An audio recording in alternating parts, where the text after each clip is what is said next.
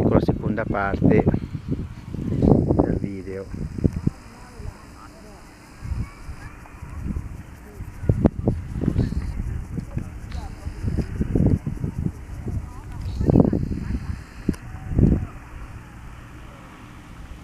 Siamo all'altezza di 2006, Monte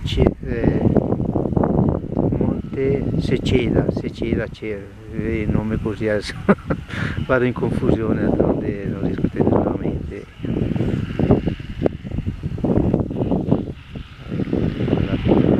Siamo chiusi con le montagne che sono spettacolari. Prati, no, questi non sono prati, sono veri giardini. Veri giardini.